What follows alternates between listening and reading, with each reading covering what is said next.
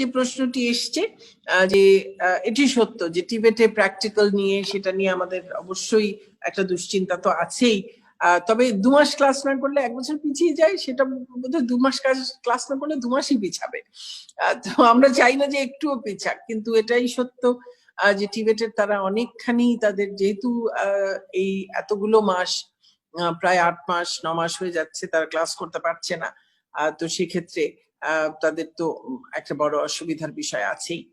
তো আমরা তাদের যে পরীক্ষাগুলো আটকে আছে সেই পরীক্ষাগুলো এবং জাতীয় বিশ্ববিদ্যালয়ের যে পরীক্ষাগুলো আটকে আছে সেই পরীক্ষাগুলো দ্রুত নেবার ব্যাপারে আমরা সিদ্ধান্ত নিয়েছি এবং আমরা আশা করি সেই পরীক্ষাগুলো খুব শিগগিরই আমরা নিয়ে নিতে পারবো, হয়তো মাসখানেক পরেই আমরা সেই পরীক্ষাগুলো নিতে পারবো, কারণ এর সকলগুলোর ক্ষেত্রে পরীক্ষার্থীর সংখ্যা কিন্তু অনেক কম এবং তাদেরকেও সারা দেশব্যাপী বিভিন্ন প্রতিষ্ঠানে বিভিন্ন পরীক্ষা কেন্দ্রে ভাগ ভাগ করে খুবই কম সংখ্যক পরীক্ষার্থী এক এক কেন্দ্রে নিয়ে আমরা এই পরীক্ষাগুলো সম্পন্ন করতে পারবো পুরোপুরি স্বাস্থ্যবিধি মেনে।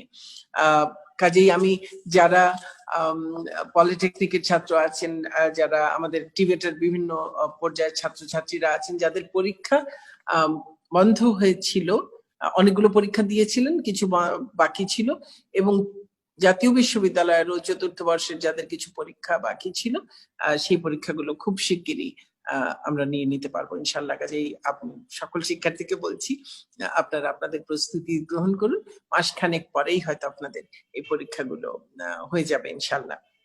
কারণ আপনাদের এই চূড়ান্ত পর্যায়ে কিন্তু পরীক্ষা ছাড়া অটো পাস দেওয়া সম্ভব না। আপনি এইচএসসি তে যারা অটো পাস হয়েছে সেটা দেখে অনেকেই আমাদের কাছে লিখছেন যে আমাদেরকেও অটো পাস দিয়ে দেওয়া হোক। যেটা মনে রাখতে হবে যে যারা এইচএসসি তে অটো পাস তারা কিন্তু এরপরে একটা পরীক্ষা দিয়ে তারা বিশ্ববিদ্যালয় পর্যায়ে তারা ঢুকবে, আর যারা এই পর্যায়ের পরে আর কিছু করবেন না তাদেরও এর আগের হয়তো এসএসসির রেজাল্টের উপরেই হয়তো তারা চলতে পারবেন।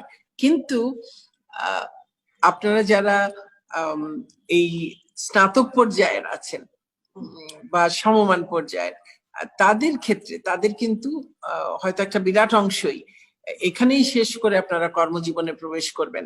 তো এখানে আসলে আপনাদের পরীক্ষাগুলো ছাড়া, পরীক্ষার ফলাফল ছাড়া যদি আপনাদেরকে অটো পাস দেওয়ার কথা চিন্তা করা হয় সেক্ষেত্রে সেটি আপনাদের কর্মজীবনে প্রবেশকে বাধাগ্রস্ত করতে পারে, আপনাদের পরবর্তী জীবনেও সেটি বড় ধরনের বিঘ্ন ঘটাতে পারে, সমস্যা তৈরি করতে পারে। কাজে এটি করা একেবারেই যুক্তিযুক্ত হবে না। আর সেখানে যেহেতু পরীক্ষার্থীর সংখ্যা অনেক কম, সেটি আমরা স্বাস্থ্যবিধি মেনেই আমরা সেটি গ্রহণ করতে পারবো বিধায় আমরা খুব সহসাই মাসখানেক পরে আপনারা যেন প্রস্তুতি নিতে পারেন খুব ভালোভাবে, সেজন্য অন্তত পক্ষে মাসখানেক আপনাদেরকে সময় দিয়েই সে পরীক্ষার সময়সূচি ঘোষণা করে আপনাদের পরীক্ষা নেওয়া হবে।